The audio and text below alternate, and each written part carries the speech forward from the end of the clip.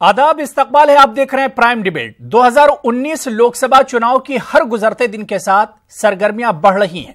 राजधानी दिल्ली सियासत के मरकज बनी हुई है। इस बीच एसपी बीएसपी ने इत्तेहाद के कवी इशारे दिए हैं और इस इत्तेहाद में अभी कांग्रेस की शमूलियत की तस्वीर साफ नहीं है। हालांकि आने वाले दिनों में यह तस्वीर भी साफ हो जाएगी, लेकिन सवाल यह उठता है कि समाजवादी पार्टी और बहुजन समाज पार्टी के इत्तेहाद में क्या कांग्रेस को भी जगह मिलेगी, और अगर इस इत्तेहाद में कांग्रेस शामिल नहीं हुई तो कांग्रेस का प्लान बी क्या होगा।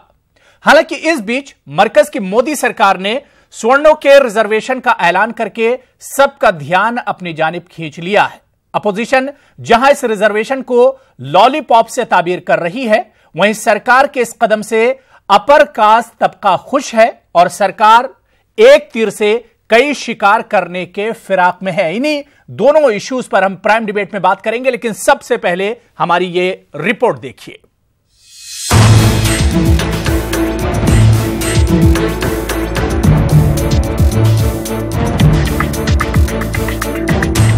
उत्तर प्रदेश में समाजवादी पार्टी और बहुजन समाज पार्टी में लोकसभा इंतखाबात के लिए इत्तेहाद की कोशिशें तेज हो गई हैं।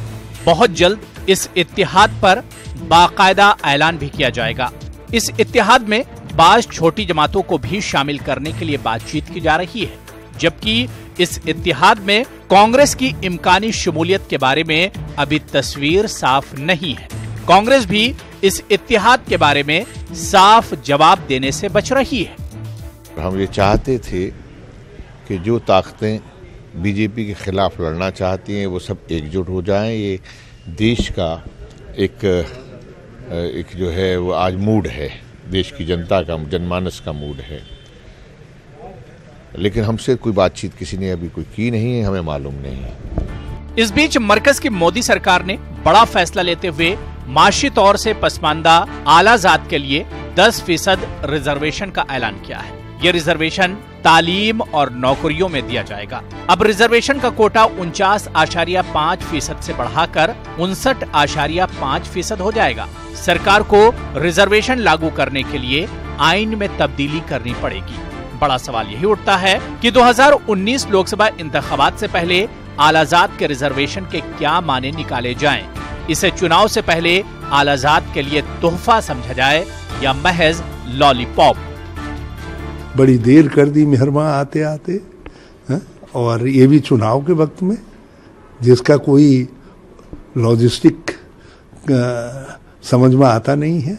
आप देखो कितना ही शीर्षासन कर लें, कितने ही जुमले गढ़ लें, अब मोदी जी को कोई भी आसन जो है पदच्युत होने से नहीं बचा सकता है। चुनावी लॉलीपॉप, मेरी नज़र में चुनावी लॉलीपॉप है और इसके ज़्यादा कुछ नहीं है। चाहे वो किसानों का कर्जा माफ़ी हो या फिर ये आरक्षण माफ हो। 10% तो एक तरह से जैसे बच्चे को चॉकलेट दे देते बच्चा शांत हो जाता है, वो वाली बात है। लेकिन ये बच्चे नहीं है, ये समझदार आदमी। सबको साथ लेकर चलते हैं प्रधानमंत्री। स्वर्ण समाज में भी बहुत बड़ी तादाद में गरीब लोग हैं और उनके मन में भी था कि जब सबको आरक्षण मिल रहा है तो स्वर्ण समाज में जो गरीब है उसका भी इस देश के संसाधन पर हक है, और वो हक देने का काम प्रधानमंत्री नरेंद्र मोदी जी ने किया है। रिजर्वेशन और इत्तेहाद की सियासी गहमागहमी के दरमियान अब 2019 इंतखाबात का पारा भी चढ़ना शुरू हो गया है। इस रिजर्वेशन और इत्तेहाद से क्या इन जमातों की बात बनेगी, ये देखना दिलचस्प होगा।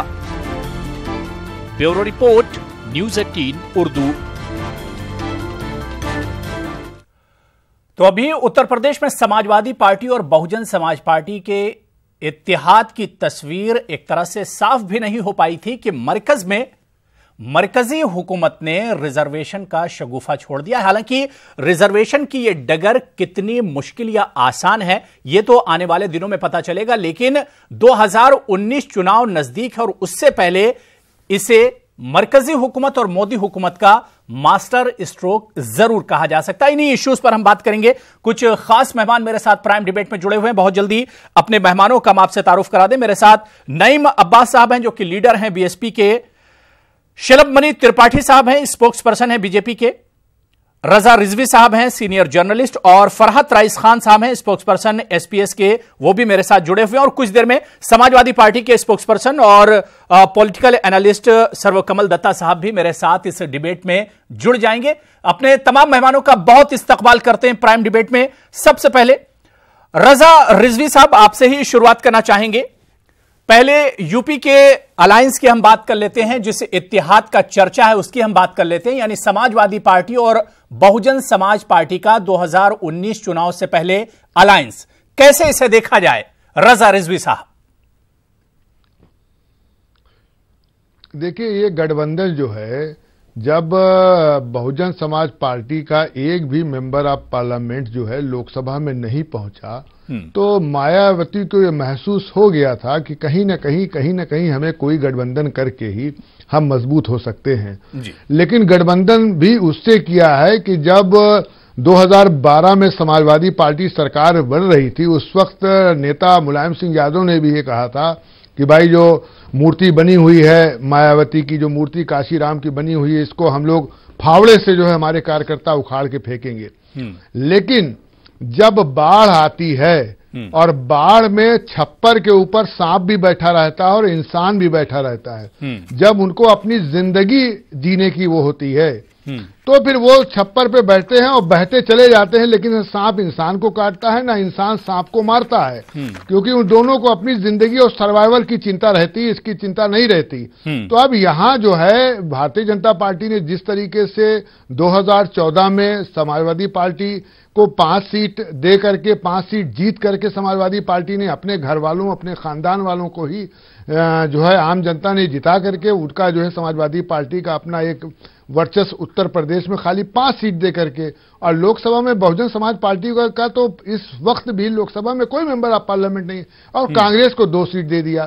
तो अब ये गठबंधन जो है वो गठबंधन केवल हमें लगता है कि अपनी जो है सियासी ताकत बढ़ाने के लिए और मेंबर ऑफ पार्लियामेंट में अपनी जो है ज्यादा सीट लाने के लिए। अगर यही गठबंधन था तो ये गठबंधन क्यों नहीं जो है मध्य प्रदेश में किया इन्होंने, क्यों नहीं छत्तीसगढ़ में किया, क्यों नहीं राजस्थान में किया? वहां समाजवादी पार्टी अलग लड़ती रही। समाजवादी पार्टी ने वहां गोडवाना पार्टी से जो मध्य प्रदेश में जो है संबंध स्थापित किया। छत्तीसगढ़ में मायावती जी ने जो है जोगी जी की पार्टी के साथ संबंध अपना जो है दोनों हाथ मिला के चले, जबकि ये चाहते तो ये वहां भी लड़ सकते थे स्टेज के अंदर, और हो सकता है लड़ने के बाद या तो ज्यादा सीट आती या सीट ना आती, लेकिन वहां नहीं लड़े। लेकिन यहाँ 2019 के चुनाव में इन लोगों की मजबूरी है, मजबूरी का ये इत्तेहाद है, मजबूरी का ये अलायंस है। और इस बीच मेरे साथ सर्वकमल दत्ता साहब भी जुड़ गए हैं, जो कि सियासी तज्जिया निगार, पॉलिटिकल एनालिस्ट हैं। सर्वकमल दत्ता जी, आपका भी बहुत इस्तकबाल, वेलकम करते हैं। नईम अब्बास साहब, आपके पास ही आना चाहेंगे। आप रजा रिजवी साहब को सुन रहे थे, उन्होंने कहा कि भाई समाजवादी पार्टी और बीएसपी का एक साथ आना यह मजबूरी का अलायंस है।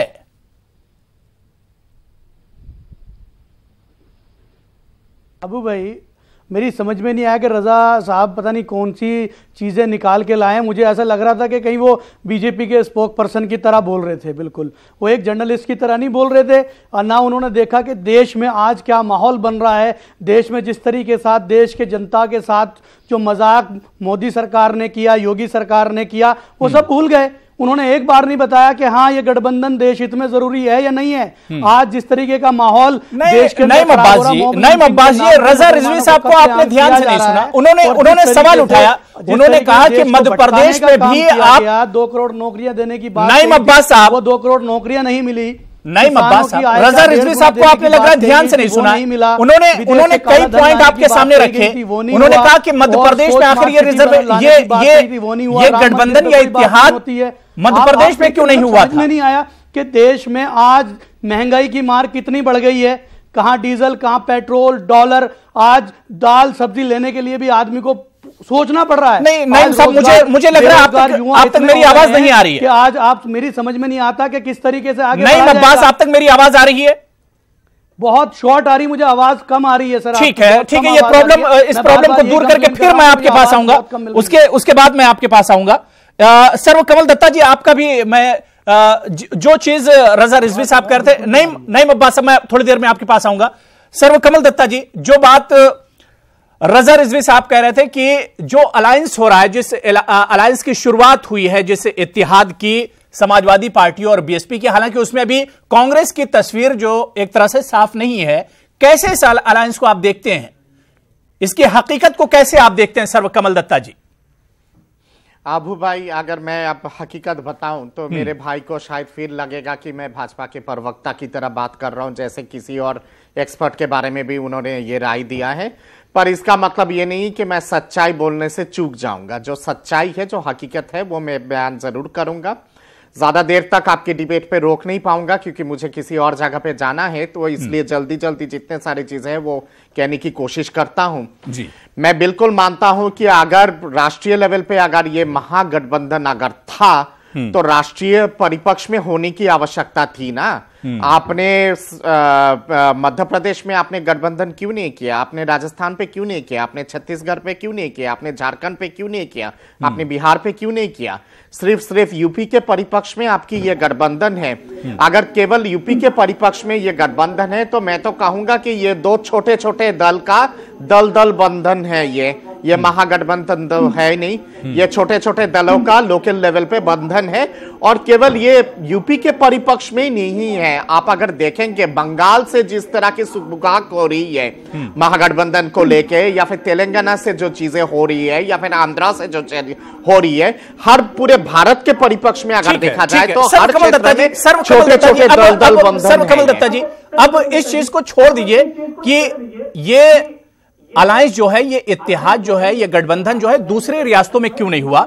मेरा सवाल यह है कि एसपी बीएसपी अगर साथ में आते हैं और कांग्रेस को अगर नहीं भी साथ में रखते हैं, कितना दमदार ये अलायंस होगा बीजेपी के सामने? वक्त बताएगा, ये वक्त बताएगा। 2019 का चुनाव हो जाने दीजिएगा, नतीजा जब निकलेगा तब पता चलेगा। हाँ, पर ये मैं जरूर मानता हूं कि यूपी के परिपक्ष में सपा और बसपा आने से भारतीय जनता पार्टी के लिए जो पहले कहीं चुनौती नहीं था ऑपोजिशन, आज के डेट में जरूर चुनौती जरूर है। और यहां पे कहीं ना कहीं पे मुकाबला तो होगा। जहां बात आती है कांग्रेस की, मैं मानता हूं कि सपा और बसपा अगर कांग्रेस को यूपी के परिपक्ष में अगर लेके चलती तो शायद वो कहीं ना कहीं पे विक्रम और बेताल वाला हिसाब किताब हो जाता, और शायद बसपा और सपा के लिए कांग्रेस एक तरह से बोझ बन जाता। तो इसीलिए कांग्रेस को एक तरह से मझधार में छोड़ दिया है।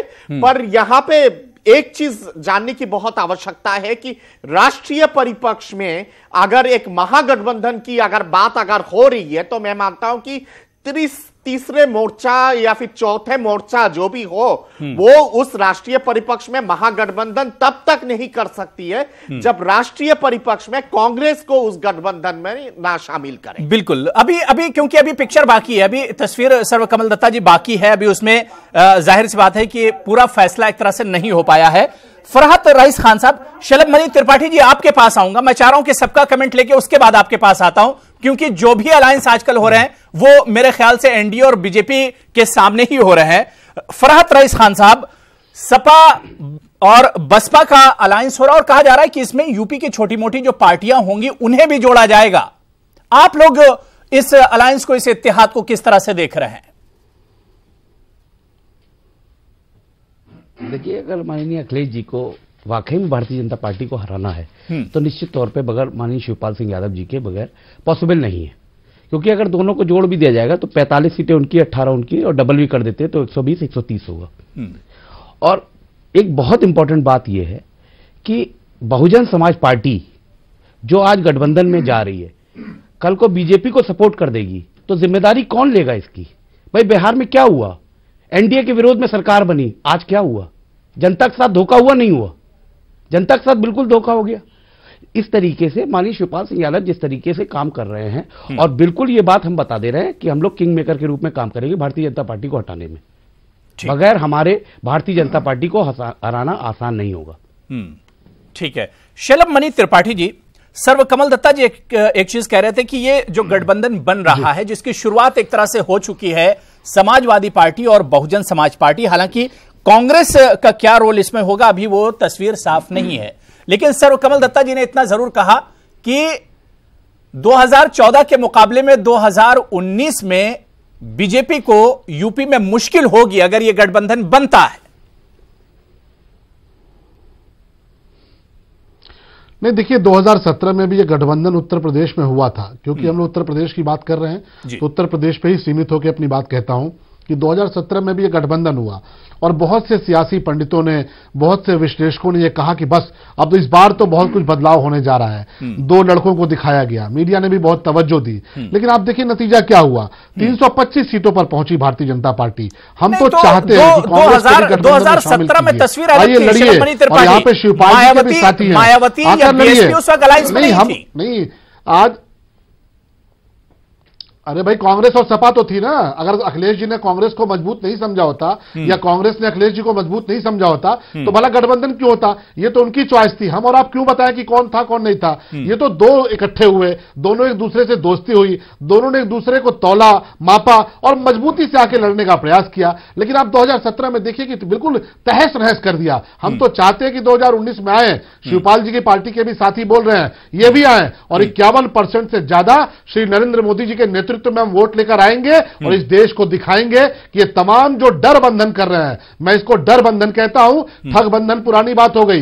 डर बंधन जो हुआ है इसका मुकाबला हम लोग श्री नरेंद्र मोदी जी के नेतृत्व में करेंगे। और ये जो ब्लैकमेलिंग की पॉलिटिक्स है कि अब जब चाहेंगे एक हो जाएंगे, जब चाहेंगे एक दूसरे पर हमले करवाएंगे, जब चाहेंगे गेस्ट हाउस कांड करवाएंगे, बहन मायावती जी पर हमला करवाएंगे और जब देखेंगे कि जो रजा साहब ने कहा त्रिपाठी जी अभी तो ये गठबंधन पूरी तरह से हुआ नहीं, उससे पहले ही आप लोगों में डर नजर आ रहा है। हम खत्म करेंगे। शलभ मणि त्रिपाठी जी अभी तो बात ही चल रही है, कोई डर नहीं है। ये तो आपका देखिए नहीं, हम तो देखिए ये मुझे लगता है कि आपने पता नहीं कहां से एनालाइज किया डर। हम तो कह रहे हैं कि 51% से ऊपर का वोट का लक्ष्य लेकर हम चल रहे हैं और हमारे पास जो नेतृत्व है श्री नरेंद्र मोदी जी का नेतृत्व है। 2019 का चुनाव प्रधानमंत्री बनाने का चुनाव होगा और डर अगर होता तो हम क्यों कहते कि कांग्रेस को भी साथ लाइए और शिवपाल जी की पार्टी को भी साथ लाइए। हम तो सबसे मुकाबला करने को तैयार है। ये ब्लैकमेलिंग की पॉलिटिक्स। अब्बास अली जैदी साहब जो कि स्पोक्स पर्सन है समाजवादी पार्टी के, वो भी हमारे साथ डिबेट में जुड़ गए हैं। अब्बास अली जैदी साहब आपका भी इस्तेमाल करते हैं प्राइम डिबेट में। शलभ मणि त्रिपाठी जी कह रहे थे कि ये गठबंधन नहीं है, ये डर बंधन है, ब्लैकमेलिंग इसे कह रहे हैं।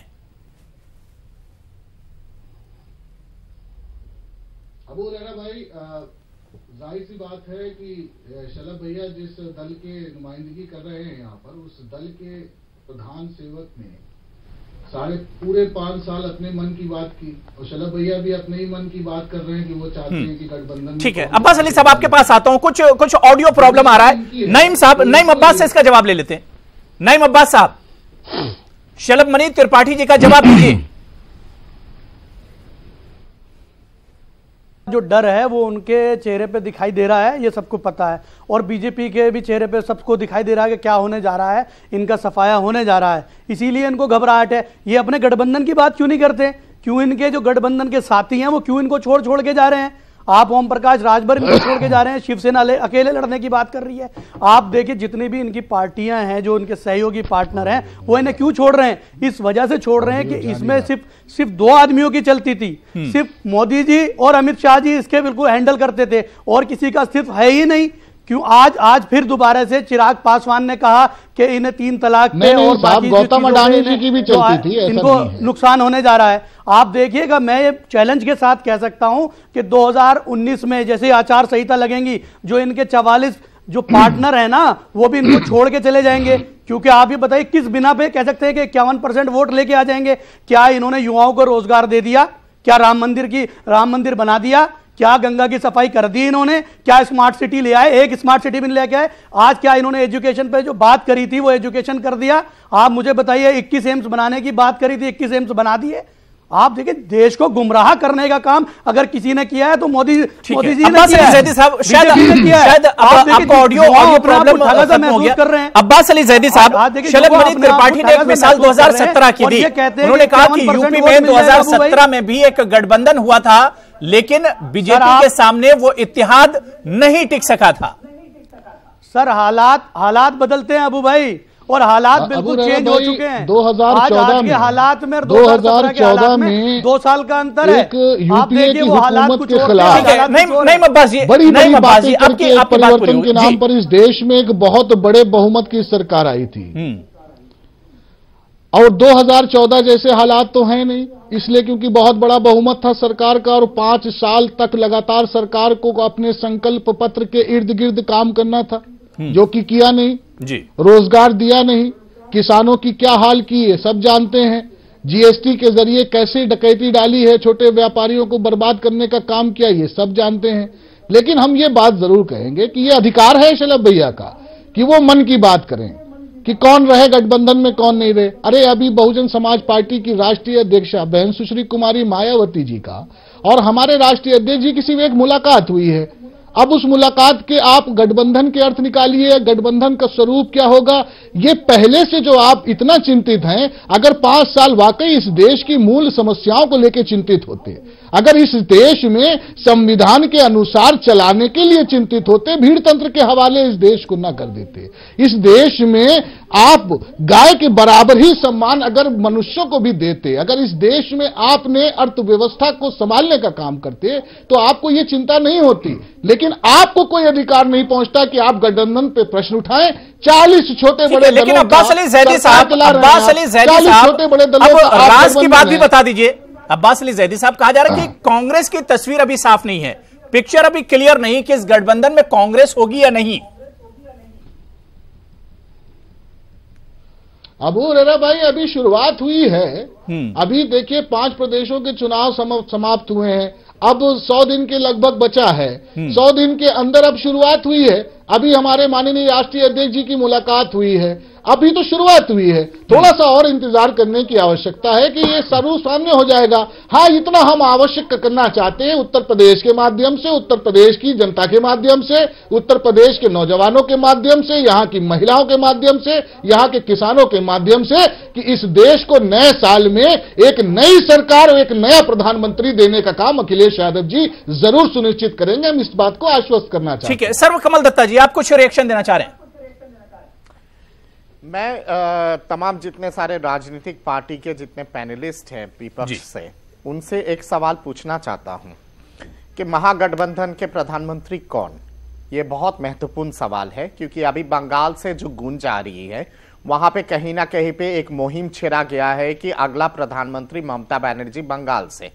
चंद्रबाबू नायडू जिस तरह से घूम घूम के चारों तरफ परिक्रमा कर रहे हैं और महागठबंधन को जोड़ने की कोशिश कर रहे हैं, हर कोई जानता है कि वो एक महत्वपूर्ण भूमिका सेंटर में निभाना चाहते हैं और प्रधानमंत्री का कुर्सी से उनका बहुत लगाव है और कहीं ना कहीं पे ख्वाब देख रहे हैं। वहीं पे आप टीआरएस की बात ले लीजिएगा, देवेगौड़ा जी की बात ले लीजिएगा, या फिर शरद पवार की बात ले लीजिएगा, बहुत सारे ऐसे प्राइम मिनिस्टरियल एस्पिरेंट है महागठबंधन में। तो कम से कम महागठबंधन जब तक ये चीज का खुलासा नहीं करते हैं कि हमारे पीएम, इसका जवाब अब्बास अली जैदी साहब इसका जवाब दे रहे हैं। कहीं पे जो मुकाबला है ये वन साइडेड मुकाबला होगा, क्योंकि एनडीए के तरफ से already incumbent prime ministerial candidate है 2019 के, तो इनके तरफ से भी तो कोई ऐसा कॉर्नर रखने वाले किसी भी विद्वान से कम हमें ये उम्मीद नहीं थी कि इस तरह का सवाल करेंगे। अगर आप बता दें कि 2004 में इस देश में प्रधानमंत्री का चेहरा कौन था, 2004 में प्रधानमंत्री का चेहरा कौन था, 2004 से लेकर 14 तक के महागठबंधन स्थिर सरकार कैंडिडेट कौन है? आपके सवाल का जवाब दे रहा हूं मैं। कैंडिडेट है क्या? सुनने की भी हिम्मत रखिए। प्राइम मिनिस्टर के पद के लिए ये जरा बता दीजिए ना। इस तरफ तो क्लियर है कि यहाँ पर नरेंद्र मोदी कैंडिडेट है एनडीए की, आपके तरफ से कौन है, ताकि हम लोग सही तरह से आकलन कर सके और फिर वोट देने से पहले सही तरह से निर्णय कर सके कि किसको वोट देना है। इसलिए मेरे लिए उचित है ये जानना कि प्राइम मिनिस्टर कैंडिडेट आपकी तरफ से कौन है। कि हमारे तो बिल्कुल चुप्पी खा जाते हैं आप लोग, और वो सवाल पूछो क्योंकि वो तीखी मीठी होती है, तो इसलिए बस प्रश्न चिन्ह लगा दे। और आप होते कौन है ये कहने वाले की विद्वान व्यक्ति से अपेक्षा नहीं है इस तरह के सवाल। आपने पैरामीटर्स का ठेका लेकर रखा है क्या, कौन विद्वान है और कौन विद्वान नहीं है? हम आपको भी आश्वस्त करते हैं, आदरणीय मनमोहन सिंह जी से ज्यादा मजबूत और उससे ज्यादा स्थिर सरकार इस देश में होगी, आपको आश्वस्त करते हैं। आपकी प्रधानमंत्री कैंडिडेट कौन है ये मैं 100 बार पूछूंगा। 2000 चुनाव के बाद होगा, 100 बार पूछूंगा। ठीक है, शलभ मणि त्रिपाठी जी बात करते हैं ममता जी एनडीए के पास दूसरा बात पूरी हो गई। सर्वकमल दत्ता जी बात पूरी हो गई। सर्वकमल दत्ता जी एनडीए के आप मैं बता तो रहा हूँ ना, आप कौन सा प्रधानमंत्री मोदी ही मुखिया है एनडीए के पास 2019 के लिए। वो विकल्प तो बहुत क्लियर है। फोर्थ फ्रंट पे कौन सा विकल्प है ये जरा बताइए। सर्वकमल दत्ता जी, सर्वकमल दत्ता जी, इस तरफ को बहुत मैं शलभ मणि त्रिपाठी की बात जाना चाहूंगा। ये कौन है? आप भी सुनने की क्षमता रखिए। सर्वकमल दत्ता जी, बहुत टाइम आपको दे दिया। कर रहा हूं मैं ठीक है, ठीक है, ठीक है। आपके प्राइम मिनिस्टर अरे अबू जी, अभी 3 जगह चुनाव हुए थे, वहां पे भी चेहरा नहीं था। मोदी जी ने उत्तर प्रदेश में चेहरा नहीं एक होना चाहिए ना। कौन है? अखिलेश जी है, मायावती जी है, चंद्रबाबू नायडू जी है, ममता बनर्जी है, कौन है?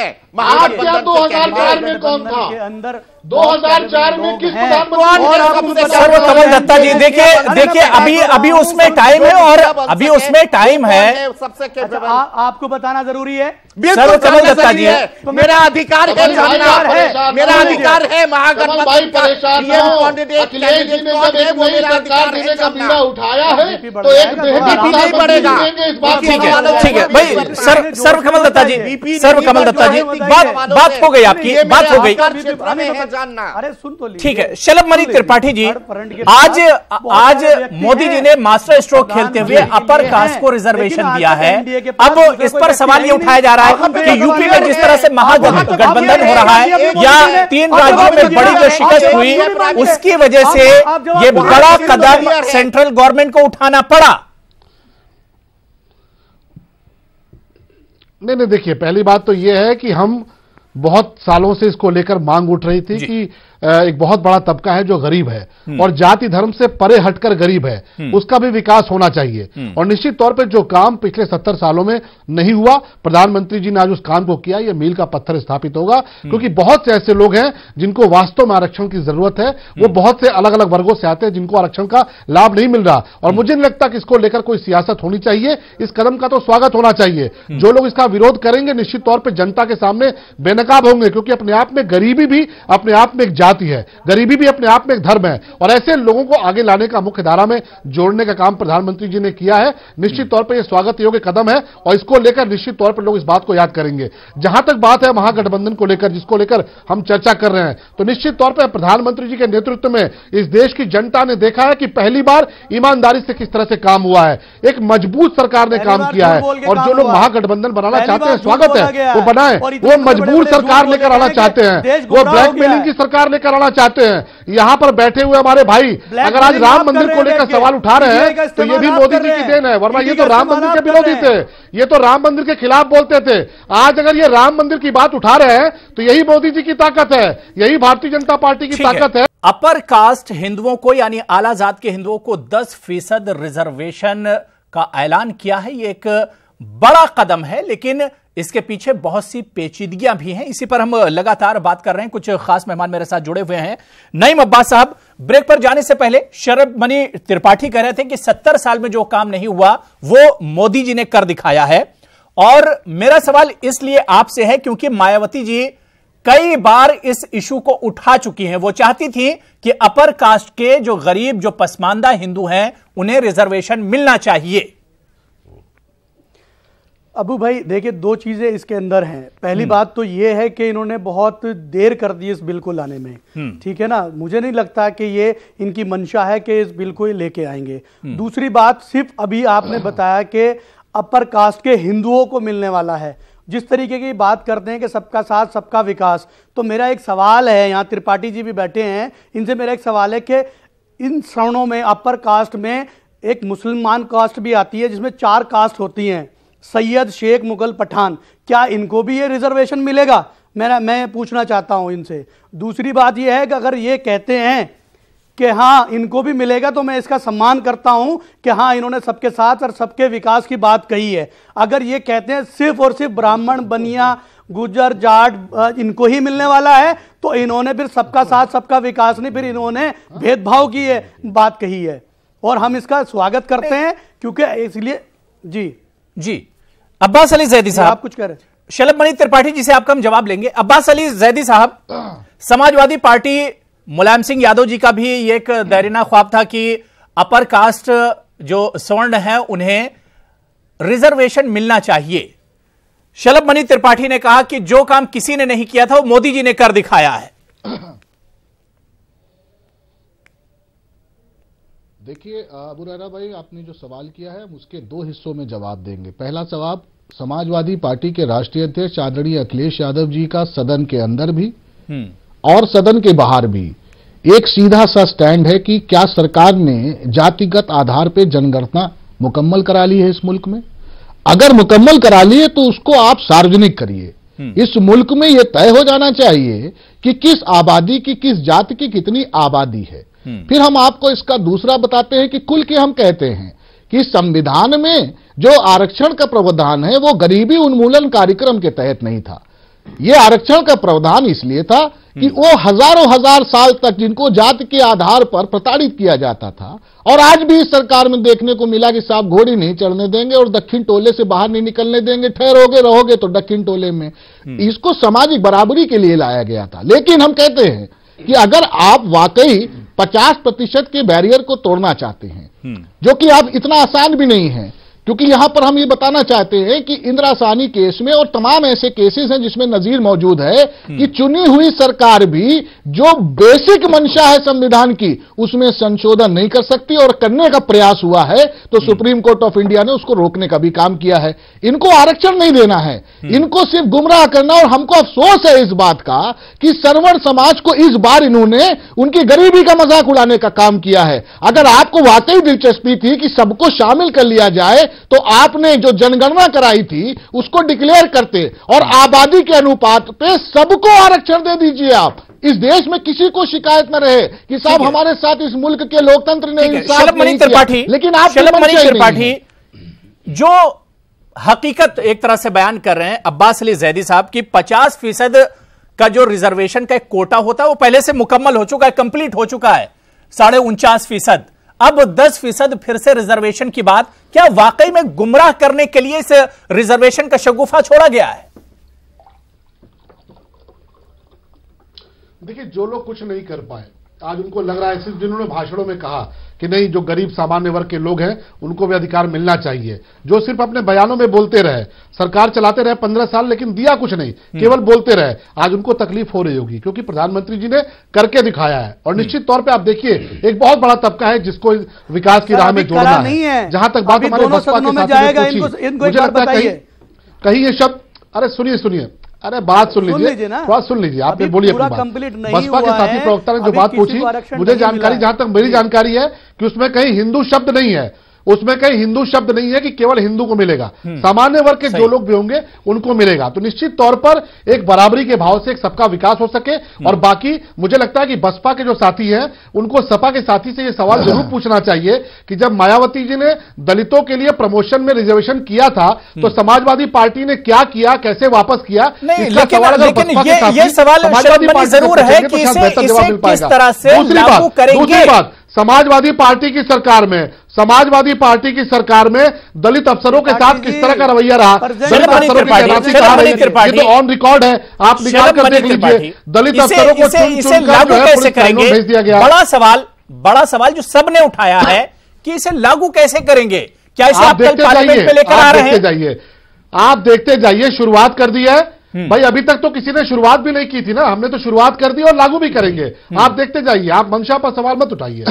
कैसे अमली जामा पहनाएंगे? देखिए अबू रहरा भाई, मैं समाजवादी पार्टी का नाम लिया गया, 10 सेकंड में एक बात रखना चाहता हूं। समाजवादी पार्टी वो आंदोलन है कि जिसने इस देश में 14 साल की एक बने हुए कमीशन की रिपोर्ट को जारी करने की और लागू करने की हिम्मत नहीं थी। हम समाजवादियों को अवसर मिला था, हमने मंडल कमीशन की रिपोर्ट को लागू भी किया। उस वक्त मुख्यमंत्री आदरणीय नेताजी थे और हमने पिछड़ों को आरक्षण देने का काम किया। और आरक्षण में अगर आप प्रमोशन की बात करते हैं, प्रमोशन में आरक्षण की बात करते हैं, तो उत्तर प्रदेश में आदरणीय अखिलेश यादव जी की सरकार थी और हमारे खुद रुदौली तहसील के एसडीएम को, जो हमारे तहसीलदार थे, उनको प्रमोशन मिला था उसी के आधार पर, और हमारे रुदौली में हुए। बाद में कोर्ट ने उसको रिवर्स किया है। इस पे आप समाजवादी पार्टी के गलत पक्ष न रखें। मैं फिर इस बात को कहूंगा और मजबूती के साथ कहूंगा, आपका मंशा आरक्षण देना ही नहीं है। आपकी मंशा अगर आरक्षण देना है तो आप इस देश को गुमराह न करिए। इस देश के संविधान के मूल मंत्र को आप नहीं हटा सकते किसी भी संशोधन के जरिए।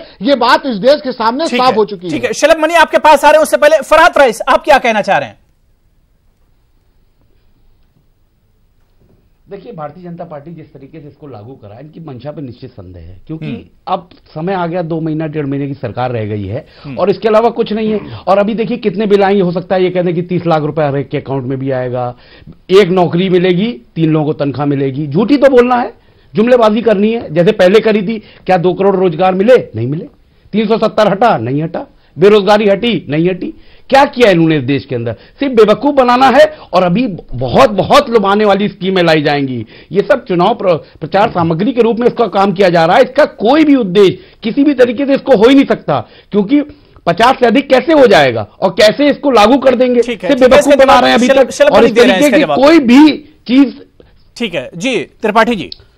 देखिए, यहां बैठ के कितनी बड़ी बातें कर रहे हैं, सपा के साथी भी, बसपा के साथी भी, शिवपाल जी के साथी भी 10 साल तक यूपीए सरकार को समर्थन देते रहे। खुद यहां पर 15 साल तक सरकार चलाई। कभी क्या सामान्य वर्ग के गरीबों के बारे में सोचा? क्या गरीब जो है किसी एक तबके से आते हैं? ये सबको पता है कि गरीबी अपने आप में एक जाति है, गरीबी अपने आप में एक धर्म है, हर तबके के लोग गरीब हैं। लेकिन यूपीए सरकार को 10 साल तक समर्थन देते रहे। उत्तर प्रदेश में 15 साल तक सरकार चलाते रहे, लेकिन केवल बयानों में कहा कि नहीं, गरीबों के साथ भी कुछ होना चाहिए, अगड़ी जाति के सामान्य वर्ग के जो गरीब हैं उनको भी अधिकार मिलना चाहिए। आज जब श्री नरेंद्र मोदी जी ने अधिकार देने का काम किया है तो बहुत से लोग बौखलाए हुए, क्योंकि इनको लगता है कि जो काम ये पिछले 70 सालों में देश में नहीं करा पाए, कांग्रेस का साथ देकर भी नहीं करा पाए, 15 साल उत्तर प्रदेश में सरकार चलाकर भी नहीं कर पाए, आज इनकी बौखलाहट इस बात को लेकर है कि नरेंद्र मोदी जी ने मील का पत्थर कैसे स्थापित किया है। जो आपने जो काम किया, नरेंद्र मोदी जी जो काम किया, वो लागू कर दिया आपने। बिल्कुल लागू होने जा रहा है।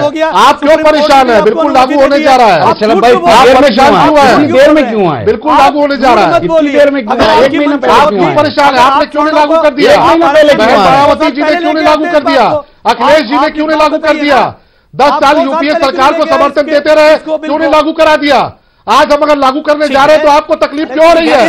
आज लोगों को तो आपको क्यों तकलीफ हो रही है?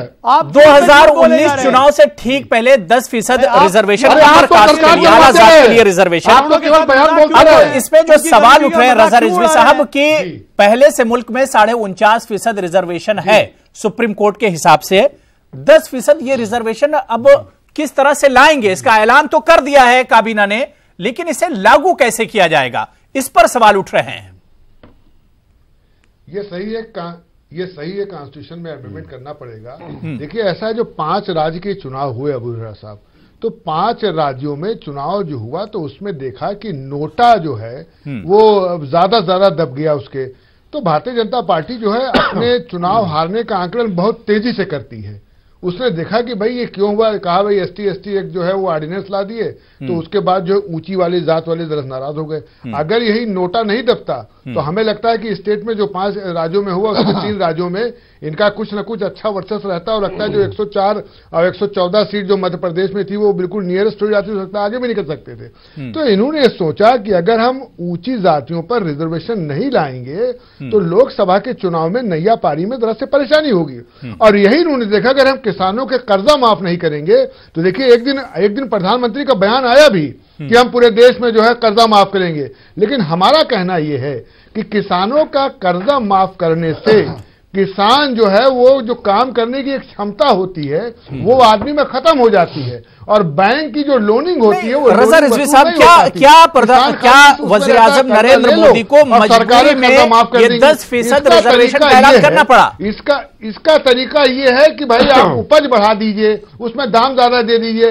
अगर गेहूं 200 रुपए कुंटल है तो उनसे कहिए हम 400 में हम खरीदेंगे। वज़ीर आज़म को क्या मजबूरी में कदम उठाना पड़ा है? पैदा करेगा और उसकी जो है आमदनी बढ़ेगी। रजा रिजवी साहब, मेरा सवाल यही है कि क्या मजबूरी में कदम उठाना पड़ा है? जी हाँ, जाहिर सी बात है भाई, बिल्कुल 5 राज्य के चुनाव देखा है। भारतीय जनता पार्टी बड़ी पार्टी है, देश में वो शासन कर रही है, वो 2019 काहे छोड़ना चाहेगी भाई? हर आदमी जो सत्ता में बैठा है अपनी गणित गुणाभाग, कोई सत्ता में आने के लिए जो है गठबंधन कर रहा है, कोई सत्ता में रहने के लिए जो है अपना जो है वो रिजर्वेशन ला रहा है। तो जाहिर सी बात है हर आदमी अपना तुकताल लगाए हुए है, और ये रिजर्वेशन शलभ मणि त्रिपाठी, क्या वाकई में मजबूरी में लाना पड़ा ये रिजर्वेशन?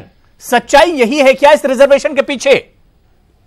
नहीं, देखिए पहले दिन से हमने ये कहा था, और हम ही ने नहीं, आपने खुद कहा कि बहन मायावती जी भी कहती रही, हमारे समाजवादी पार्टी के साथी प्रवक्ता वो कह रहे कि अखिलेश जी भी कहते रहे, तो कहते तो देखिए सब रहे, लेकिन इस देश में 70 साल में सामान्य वर्ग के जो गरीब लोग हैं, जो आज भी रिक्शा चला रहे हैं, आज भी ठेला चला रहे हैं, जिनकी हालत बहुत बुरी है, उनको सामाजिक इंसाफ देने का काम किसी ने नहीं किया। हमने वो काम किया, इसको लेकर लगातार चल रहा था कैसे करना है,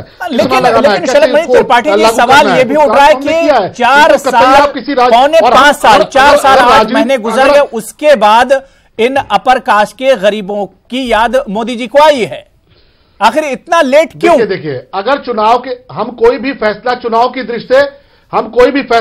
की दृष्टि से नहीं लेते, अगर चुनाव की दृष्टि से लेते तो आपको याद होगा उत्तर प्रदेश विधानसभा चुनाव के ठीक पहले नोटबंदी का फैसला हुआ था, और तब हमारे विरोधी दलों के बहुत लोगों ने हवा उड़ाया था। आप देखिए जीएसटी का फैसला हुआ, तो कोई भी फैसला हम चुनाव की दृष्टि से नहीं लेते। देश कैसे मजबूत हो, देश का हर गरीब कैसे मजबूत हो, देश का आम आदमी कैसे मजबूत हो, ये तो चुनावी लिहाज से फैसले लेने का जो काम है वो सपा बसपा और कांग्रेस के लोगों का है, वो केवल बयान देते हैं। और देश तो आगे बढ़ा है, अभी आप देखिएगा 2019 में इस देश की जनता जो जनादेश देगी, आपके सारे भ्रम टूट जाएंगे। 51% से ज्यादा वोट लेकर श्री नरेंद्र मोदी जी दोबारा इस देश के प्रधानमंत्री बनेंगे, चाहे कोई भी गठबंधन आप कर लीजिए, कोई भी ठगबंधन कर लीजिए। नहीं शलभ मणि त्रिपाठी जी, लेकिन अब बीएसपी की आप मिसाल दे रहे थे, बीएसपी अब टाइमिंग पर सवाल वो भी उठा रही है।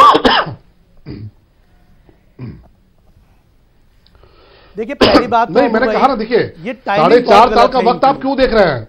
टाइमिंग बहुत हम तो पहले दिन से हमने इसको लेकर काम किया है, और जो देश में 70 साल में नहीं हुआ आज हुआ है, आप इसको क्यों नहीं देखते हैं? और 4.5 साल में क्या सरकार हमारी नहीं है, क्या आज प्रधानमंत्री हमारे नहीं है, क्या आज कोई काम नहीं हो रहा है भाई? अगर काम शुरू हुआ है तो आप क्यों इतना बौखला रहे हैं? उसमें अगर कोई ऐलान हुआ है, कोई प्रयास शुरू हुआ है, और हम तो लागू करके जाएंगे, निश्चित तौर पर लागू करेंगे। 2 करोड़ नौकरियों का भी किया था आपने। अरे आप उसी से क्यों परेशान हैं? आप तो ऐलान से परेशान हो गए। आप झूठ क्यों बोल रहे हैं? ऐलान नहीं, घोषणा हुई है, सरकार ने घोषणा की है, कल इसको लेकर बुला रहा है। आपको जानकारी होनी चाहिए कि आप कोई भ्रम नहीं फैला पाएंगे। आप देखते जाइए, बहुत से काम हुए हैं। आप बेरोजगार, बसपा और सपा बेरोजगार है, $40 पे आ जाएगा, बसपा और पेट्रोल डीजल सस्ता हो जाएगा, देश में लोगों को रोजगार मिला है, करे जा रहे हैं। आपकी पेट्रोल डीजल तरीके से आप आज का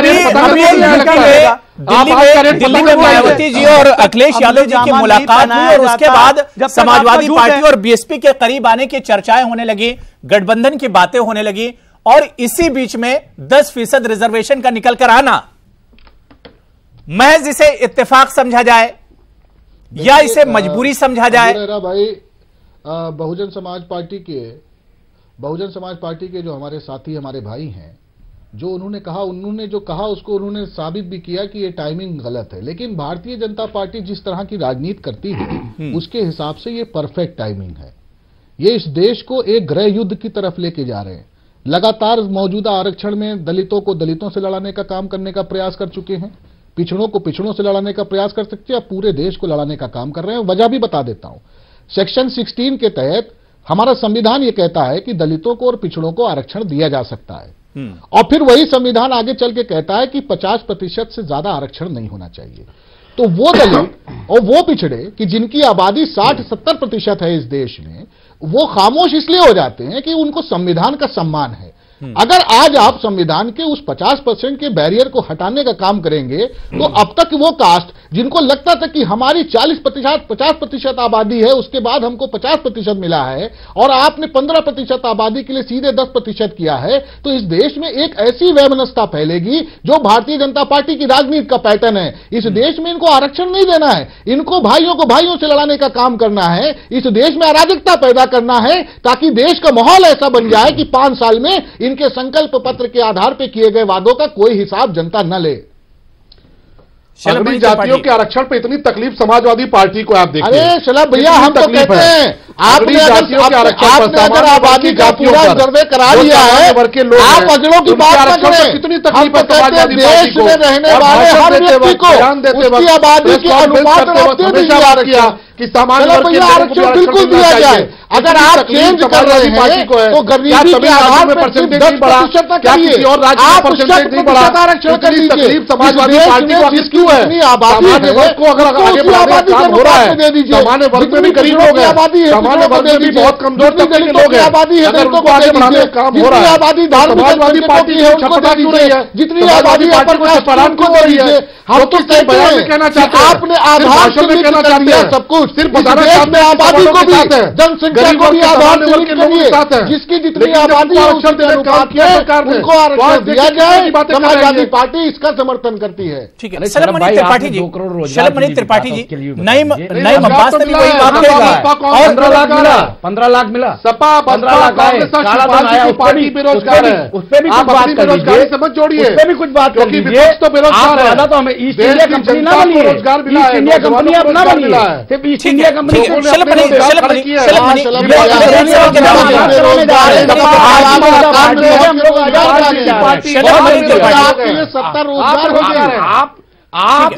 त्रिपाठी, शलभमणि जो सवाल किया जा रहा है और इस रिजर्वेशन के ऐलान के बाद, कैबिनेट के डिसीजन के बाद यही कहा जा रहा है कि बनकर रह जाए। पहले से 49.5% रिजर्वेशन है, ऐसे में 10% रिजर्वेशन कैसे देंगे? लुभाने के अलावा और कुछ नहीं, सिर्फ लुभाने का काम कर रहे हैं और कुछ नहीं कर रहे हैं, जुमलेबाजी कर रहे हैं। शलभमणि जी, अब तरीका भी बता दीजिए कि किस तरह से इसको इंप्लीमेंट करेंगे, कैसे लेकर आएंगे? कहा जा रहा है कि कहीं यह भी एक जुमला बनकर ना रह जाए। भाई जगह बची नहीं है, रिजर्वेशन किस तरह से देंगे? देखिए, सरकार ने स्पष्ट किया है कि इसको लेकर संविधान संशोधन करने की आवश्यकता पड़ेगी। सरकार इस बिल को लेकर जाएगी और यहाँ पे तमाम जो लोग बैठे हैं, जो जरूर ये दावा कर रहे हैं कि वो गरीबों के साथ हैं, हर वर्ग के गरीबों के साथ हैं, वो भी साथ में आएंगे, उनके समर्थन से हम इस बिल को आगे लेकर जाएंगे। नहीं तो देश की जनता देखेगी कि कौन गरीबों के साथ है, कौन गरीबों के साथ नहीं है। आप देखिए, भाषणों में कहते रहे कि हर वर्ग के गरीबों को आगे बढ़ाइए, लेकिन किस तरह की बात इस फोरम पे कर रहे हैं? क्या कोई और राज्य नहीं है जहां पर 50% से ज्यादा रिजर्वेशन गया है? तो उसको लेकर आप सवाल नहीं खड़ा कर रहे हैं। आज जब हर वर्ग के गरीब को आगे बढ़ाने की बात हो रही है और उसमें स्पष्ट है कि कोई भी गरीब हो, किसी वर्ग से आता हो, किसी जाति से आता हो, उसको लेकर सरकार कल जब सदन में जा रही है तो वहां पर स्पष्ट हो जाएगा। और निश्चित तौर पर यह बिल किसी भारतीय जनता पार्टी का नहीं है, यह भारत सरकार का बिल है, हर तबके को आगे बढ़ाने का बिल है। इसमें जिन लोगों को समर्थन करना है वो समर्थन करेंगे, जो समर्थन नहीं करेंगे देश की जनता उनको देखेगी। संसद का सत्र बढ़ा रहे हैं। ठीक है, रजा रिजवी साहब, क्या वाकई में आपको लगता है कि बीजेपी ने अपने तर्कश से आखिरी जो तीर था, जो उसका मास्टर स्ट्रोक था, वो एक तरह से खेल दिया है? इस पर कोई भी पार्टी उसकी मुखालिफत नहीं कर सकती है, हालांकि मामला बहुत पेचीदा है। इसका ही नुकसान होगा। देखिए, ऐसा है कि ये सही है कि मामला पेचीदा है, लेकिन संविधान में, कॉन्स्टिट्यूशन में बदलाव करके गवर्नमेंट ऑफ इंडिया अगर चाहेगी तो उसको संशोधन करके उसको आगे ले जा सकती है। इसको अभी मास्टर स्ट्रोक नहीं कह सकते हैं, क्योंकि अभी भारतीय जनता पार्टी के तर्कश में बहुत से तीर हैं और वो 2019 के घोषणा से पहले बहुत से उस तर्कश से अपनी तीर निकालेगी और उस तीर को जब चलाएगी तो कहीं ना कहीं लोगों को चुभन होगी और उस चुभन से फिर आवाजें बहुत सी निकल के आएंगी। तो हमें लगता है कि भारतीय जनता पार्टी के पास अभी खाली यही रिजर्वेशन का नहीं, क्योंकि उसने देखा कि ST/ST के ऑर्डिनेंस के बाद पूरे देश के अंदर एक जो है बहुत कस के जो है वो स्वर्ण जातियों में नाराजगी महसूस की गई। तो उस महसूस करने का ये 10% जो लाया गया है, तो जाहिर सी बात है वे तो समय बताएगा कि जो है वो भारतीय जनता पार्टी को कितना फायदा इससे मिलता है, कितना फायदा नहीं। फरहत रईस खान साहब, और क्या ये सही है क्या कि जो क्या महसूस करते हैं कि उत्तर प्रदेश जो नाराजगी अपर कास्ट में थी उसे मैनेज करने के लिए 10% रिजर्वेशन का ऐलान किया गया है लोगों को? देखिए, 3 राज्यों में जिस तरीके से हिंदी राज्यों में इनकी सरकार गई, ये एकदम इनके हालात बहुत खराब हो गए, इनको लगने लगा जमीन जा रही है। इसीलिए ये ईस्ट इंडिया कंपनी की तरह नए नए लुभाने वाले वो लेके आ रहे हैं, जनता के बीच जाएंगे, झूठी झूठी स्कीमें चलाएंगे कि अब ये हो जाएगा, कल वो हो जाएगा, क्योंकि 5 जिन मुद्दों पे सरकार ये लाए थे, 5 में एक भी काम नहीं किया। नोटबंदी कह रहे थे लाए हमारे बड़े भाई, नोटबंदी हिंदुस्तान का सबसे बड़ा घोटाला निकलेगा, देख लीजिएगा, ये भविष्य में बिल्कुल निश्चित है। और सिर्फ विकास किसका हुआ? अंबानी का और अडानी का। कॉर्पोरेट का कर्जा माफ कर देते हैं आप। नहीं अब्बास, क्या अपर कास्ट जो नाराज एक तरह से दिखी मध्य प्रदेश या राजस्थान में, क्या अपर कास्ट को मैनेज करना एक मकसद है इस रिजर्वेशन के पीछे? बिल्कुल ये मकसद ही है, लेकिन उनका भी मजाक अपर कास्ट को बेवकूफ बनाना। देखिए सिर्फ अपर कास्ट को कंफ्यूज कर देना है कि हम उनके लिए सोच रहे हैं, लेकिन सोच ही रहे हैं, करने में ये सक्षम नहीं हो पाने के, ये मैं आपको बता रहा हूं। क्योंकि इन्होंने सिर्फ लॉलीपॉप देने का काम किया अबू भाई, और जिस तरीके से ये टाइमिंग इन्होंने रखी है, ये सिर्फ और सिर्फ चुनाव के मद्देनजर रखी गई है कि चुनाव साधना चाहते हैं आप। मैं बताना चाह रहा हूं आपको, और जिस तरीके से रजा भाई अभी कह रहे कि इनके तरकश में अभी तीर बाकी हैं, तो तरकश से तीर तो उन्होंने निकालने शुरू कर दिए हैं। अभी आपने देखा जिस तरीके से खनन केस के अंदर जो है अखिलेश जी का नाम लाया गया, सीबीआई पूछताछ कर रही है क्योंकि किसी केस में भी उनका नाम नहीं है ना। आप देखेंगे जो वहां पे जो उनके खिलाफ अगर किसी भी केस हुआ था, एफआईआर दर्ज में उनका नाम नहीं है, कहीं भी नाम नहीं, लेकिन उनको घसीटा जा रहा है। तो आज की डेट में ये गठबंधन कर रहे हैं सीबीआई के साथ में, ईडी के साथ में, और गठबंधन करेंगे ये अपना इनकम टैक्स डिपार्टमेंट के साथ में। तो इन इनको निकालना इन्होंने शुरू कर दिया है। रिजर्वेशन पर एक जाहिर सी बात है चर्चा हो गई, कैबिनेट में मंजूर हो गया है, लेकिन अब पार्लियामेंट का कल आखिरी दिन है और उससे एक दिन पहले यह चर्चा होना, क्या लगता है कि बीजेपी कल पार्लियामेंट में इसे लेकर आएगी इस मामले को? नहीं, निश्चित तौर पे ये लाएंगे, इसलिए क्योंकि इनको तो गुमराह करना है। कल पार्लियामेंट होगा, पूरा देश देखेगा और इस पे बहस करेंगे और बहस करके तर्क करेंगे। लेकिन इस बात की हकीकत से ये भाग नहीं सकते कि अगर इन्होंने गरीबों की वाकई चिंता की होती तो इस देश का किसान अरबपति नहीं, वो भी गरीब है। आखिरी कमेंट जो इस देश का बेरोजगार है वो मिडिल क्लास और लोअर क्लास है, उसको नौकरी दे देते आरक्षण की कोई बात नहीं थी, लेकिन इन्होंने चिंता नहीं की। ठीक है, शिल्पमणि त्रिपाठी 30 सेकंड है आपके पास, वाइंड अप करेंगे जी। ला रहे हैं कल पार्लियामेंट में इस बिल को। देखिए, जिन दलों ने सरकार, बिल्कुल हम इस बिल को लेके आएंगे, और जिन दलों ने सरकार में रहते हुए सिर्फ और सिर्फ एक काम किया है, भ्रष्टाचार, बेईमानी, वो चाहे एक हो जाए, पर इस देश की जनता देख रही है। लेकिन जाहिर सी बात है कि ऐलान तो हो गया, लेकिन बेईमानी से डर कर एक होने वाले दलों का हम डट कर मुकाबला करेंगे। आगे देखिए होता है क्या। बहुत बहुत शुक्रिया, वक्त हमारे पास नहीं बचा। नईम अब्बास साहब, शिल्पमणि त्रिपाठी जी, अब्बास अली जैदी साहब, रजा रिजवी साहब, फरहत रईस खान साहब, आप सभी का बहुत बहुत शुक्रिया मेरे साथ प्राइम डिबेट में जुड़ने के लिए। आदाब।